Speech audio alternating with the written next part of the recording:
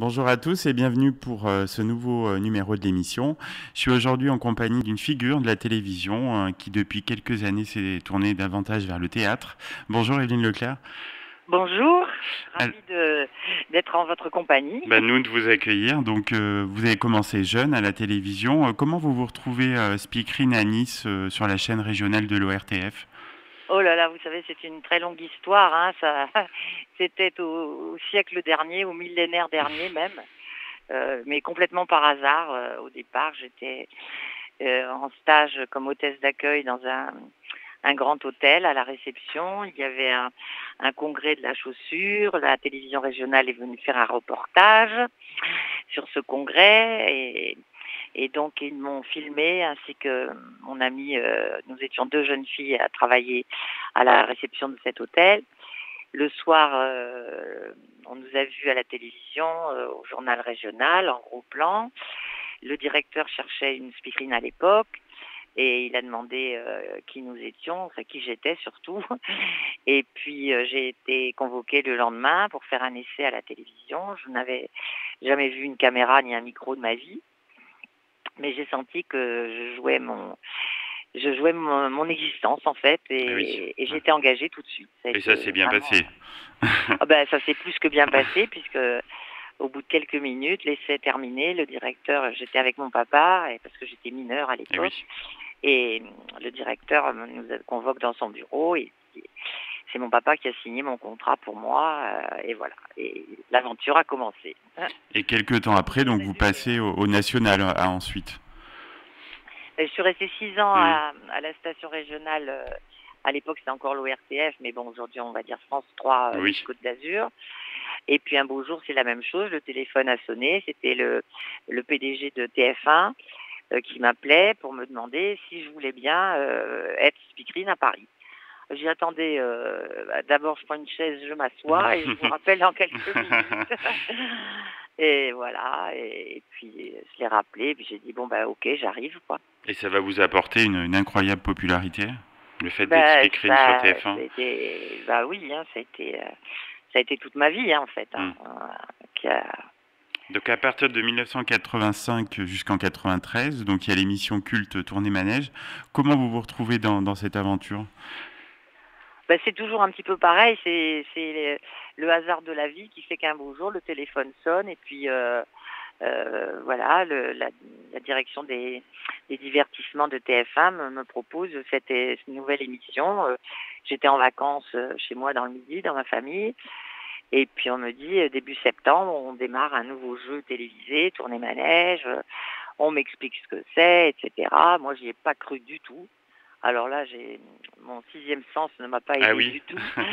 Je ne voulais pas le faire, j'étais pas d'accord. Enfin bref, mais comme c'était mes patrons, j'étais un petit peu obligée d'accepter. Et puis grand bien m'a prise puisque Ah oui. Hmm. ça a eu le succès que l'on connaît toujours encore aujourd'hui Et on d'ailleurs. vous en parle encore, non? Enfin, à Tout le part temps, moi. la preuve. La preuve, vous aujourd'hui. Et Voilà. pourquoi ça s'arrête en fait Alors ça, il faudra demander à la direction de D'accord. TF1, ça sera Ok, le on grand les mystère appellera. de toute mon existence. Ouais, Personne n'a jamais compris. bien sûr. Ils nous ont arrêtés du jour au lendemain, Alors que ça quasiment. continue à bien marcher, non? Mais ça marchait très très bien, très Ouais. très bien. À l'été 91, il y a aussi Interville, donc vous vous retrouvez avec une équipe de choc. Vous êtes bien amusé à animer cette émission? Oui, oui, oui. J'ai eu la chance de vivre comme ça de belles aventures. Et bon, à Interville, ça n'a pas été très long. Hein. J'ai pu faire une saison ou deux, je ne sais plus. Mais j'ai toujours aimé ça. Parce que moi, en dehors de la télévision, j'ai toujours participé à de nombreuses animations, des spectacles.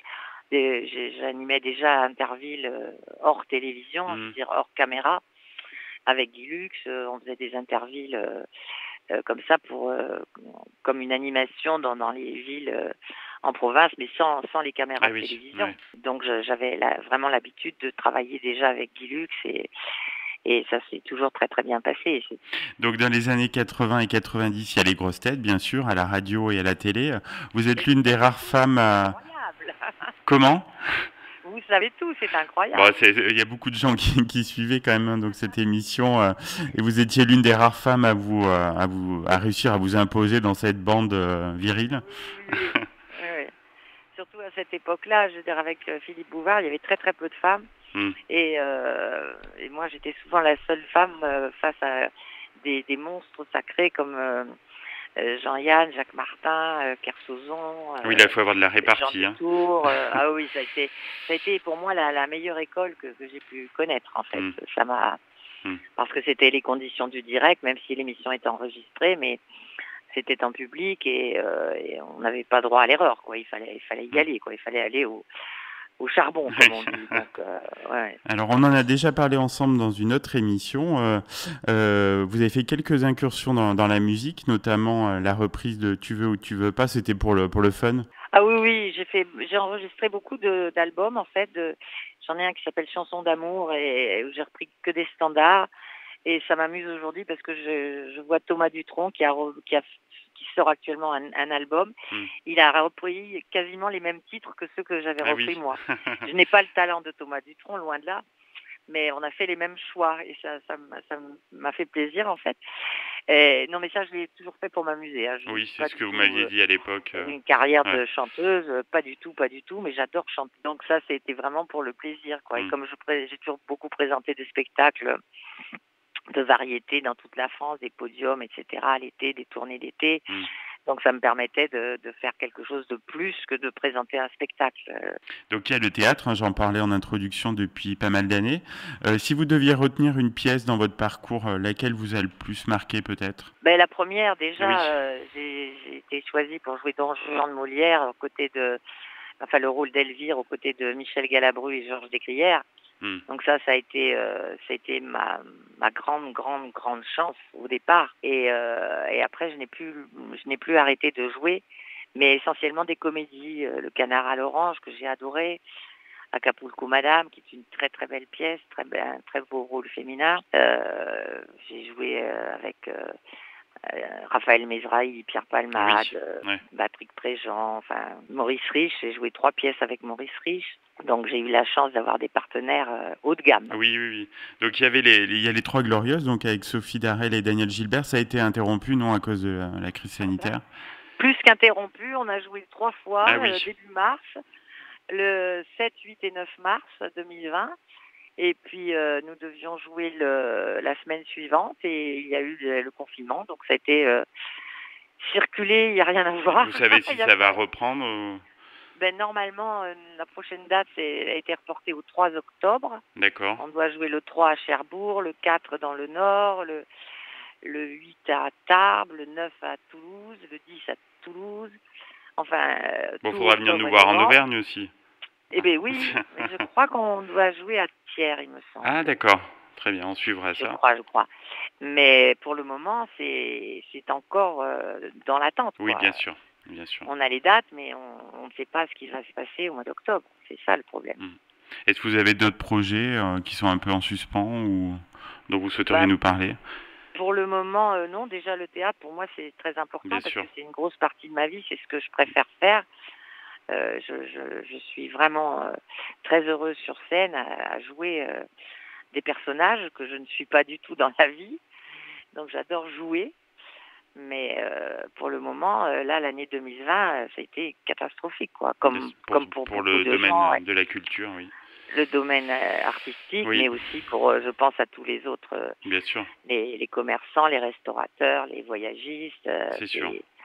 C'est terrible pour tout le monde, quoi. Nous ne sommes pas les seuls, malheureusement. C'est mondial, hein. C'est épouvantable.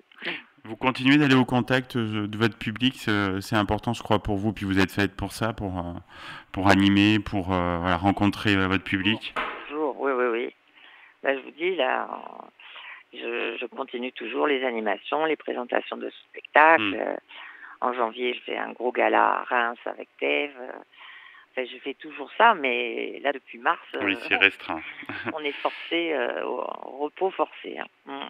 Eh bien, bon repos et on espère que ça va repartir. Evelyne Leclerc, merci beaucoup en tout cas pour votre participation. Ouais, pour tout le monde surtout, tous les gens qui nous écoutent, et soyez courageux et ne perdez pas confiance et et voilà, nous irons vers des jours meilleurs. On le souhaite vraiment. Merci beaucoup Ouais, ouais. encore. À bientôt. C'est Hein. moi qui vous remercie. Hein. Au À revoir. bientôt. Au revoir.